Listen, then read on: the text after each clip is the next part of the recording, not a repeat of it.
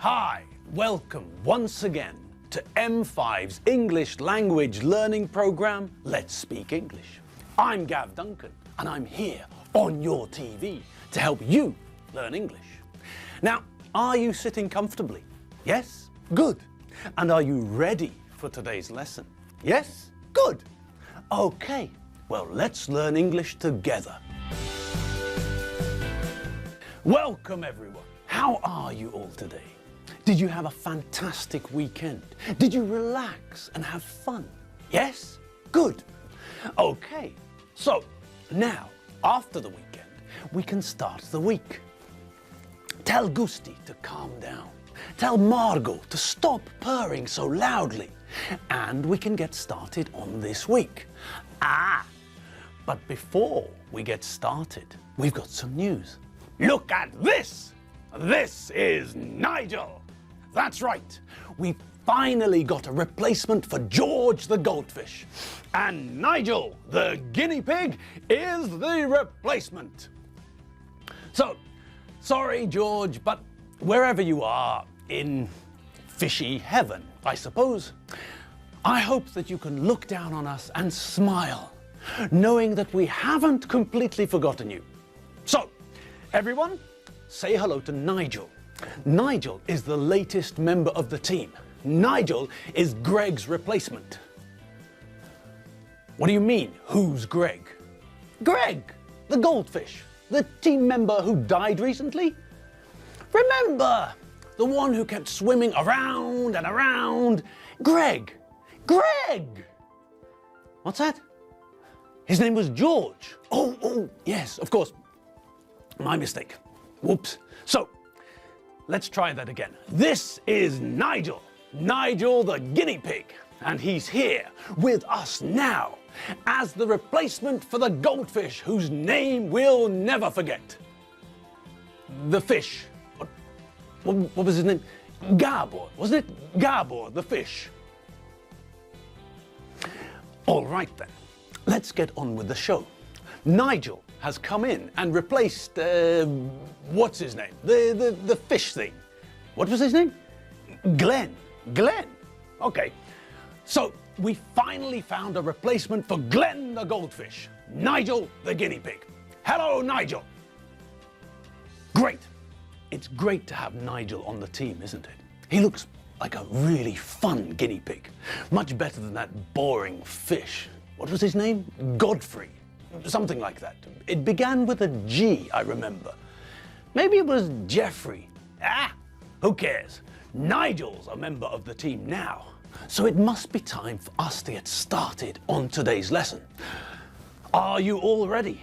Yes? Nigel? Are you ready, Nigel? Yes? Great. Okay then, let's make a start. Now, this week we're going to have a look at a new tense. Yes, I know! How exciting is that? Yes, I bet a whole load of you have crashed your pants at the thought of us learning about another tense. And yes, it's terribly exciting. But before we dive into the wonderful wet world of English tenses, let's just have a look at two sentences which mean the same thing. Two sentences with something that we saw last week. I was waiting for the bus. Mary Benchfield rode past me on her motorbike, doing a wheelie. Okay, so which preposition are you going to use in that sentence? Well, what follows the preposition? It's a verb, isn't it? And what does that tell us? That's right. We can see from the sentence that we're talking about two things happening at the same time. And the fact that the preposition is followed by a verb tells us that the correct preposition is while. While I was waiting for the bus, Mary Benchfield rode past me on her motorbike, doing a wheelie. And what's the next one? I think you all probably know, don't you? I waited for the bus for 20 minutes. That time, Mary Benchfield rode past me on her motorbike, doing a wheelie. Yes, this time Although the meaning of the sentence is the same, the preposition is followed by a noun, which means what? That's right. This means that the preposition must be during. Good. I waited for the bus for 20 minutes. During that time, Mary Benchfield rode past me on her motorbike doing a wheelie. Excellent. Well done. And well done, Mary. I can't do wheelies. Mary's much better at riding a motorbike on one wheel than I am. Okay, so on to the new tense. And we're going to start studying the new tense by looking at the sentence we used just a minute ago. While I was waiting for the bus, Mary Benchfield rode past me on her motorbike doing a wheelie.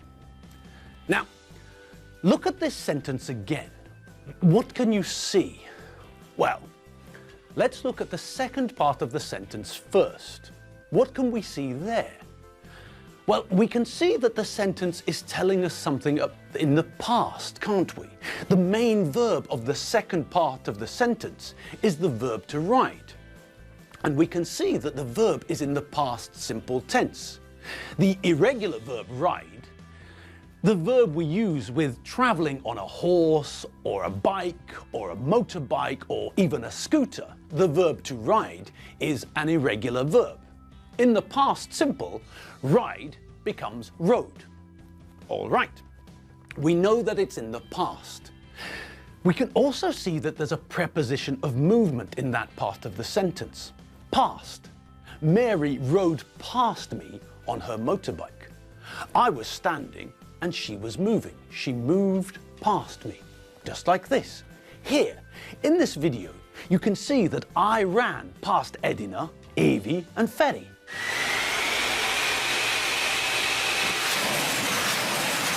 Okay, so we understand the idea of to move past something.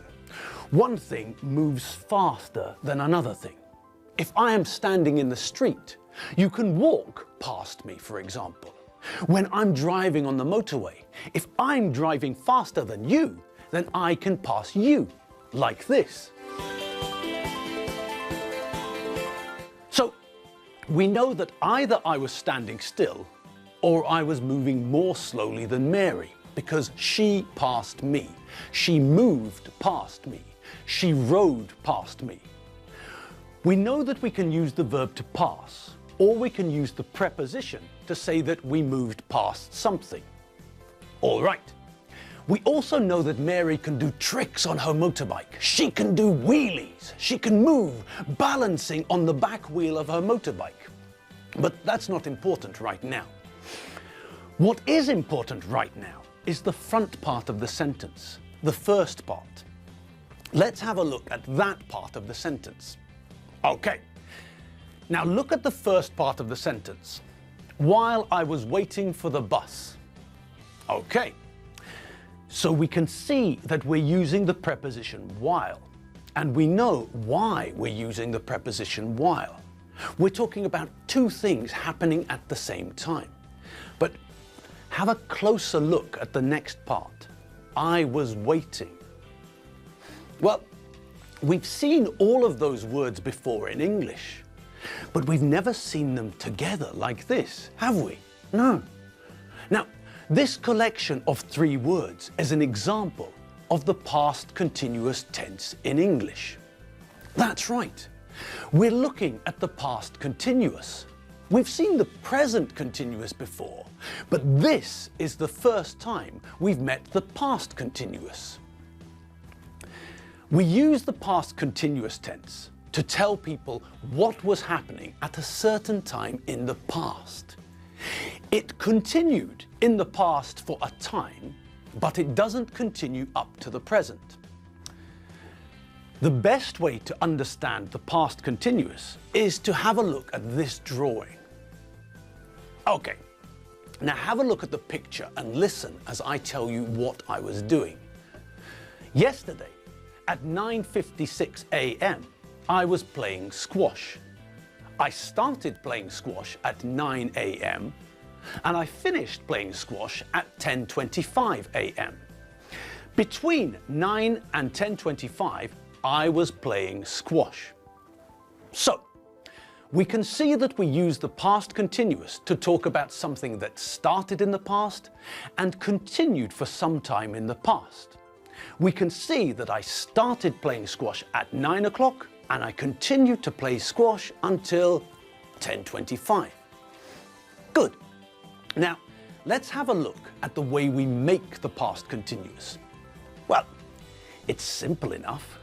When we make the present continuous, what do? That's right. When we make the present continuous, we use the present form of the verb to be and then add ing to the end of the verb.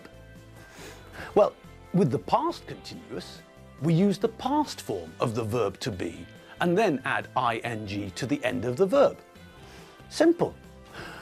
Okay, so who can remember what the past form of the verb to be is? I know, you all know. But just to make sure, let's see if we can get Mabel to show one of her fantastic tables. Mabel, we're in need of your skills. Can you show us a table like a fish without gills?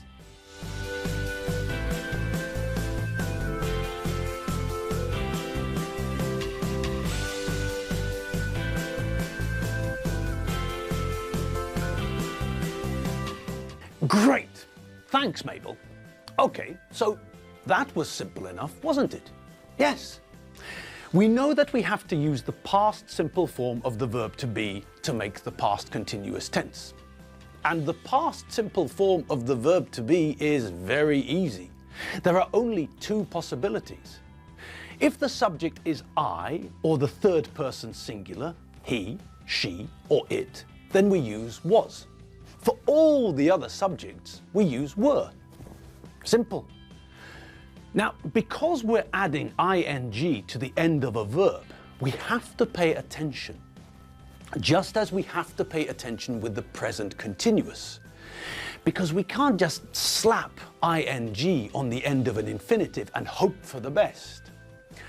Now, who can remember what spelling rules we have to be careful with? Okay. Let's run through the places where we have to be careful, shall we? Number 1, if the verb ends in an E, then we have to remember to remove the E before we add the ing ending. This means that with verbs like make, write, and come, we have to check that we take away the E before we add ing. Okay. What else do we have to be careful about? Can anyone remember? Yes, that's right. If the verb ends in vowel plus consonant, then before we add the ing ending, we have to double the last letter. This means that with verbs like stop, run, and swim, we have to check that we double the last letter before adding ing. Magic. Now, we also have to remember that if the verb ends in consonant plus consonant, we don't double the last letter. Help becomes helping, not helping, and work becomes working, not working. If the verb ends in two vowels plus consonant, we also don't double the last letter. Wait becomes waiting, and dream becomes dreaming. Also, if the verb ends in Y or W, then we don't double the last letter before adding ing. Enjoy becomes enjoying, and snow becomes snowing. Okay, well, that's all we've got time for today. So, until tomorrow, if you want more English, then you'll have to rush over to the M5 TV site. You all know the address, don't you? That's right, www.m5tv.hu. That's where you can find all the old lessons and all the most important vocabulary. Okay, have a great afternoon, have an even better evening, get a good night's rest and we'll see you all tomorrow, ready to get stuck into the past continuous tense. Have fun. See you later. Bye.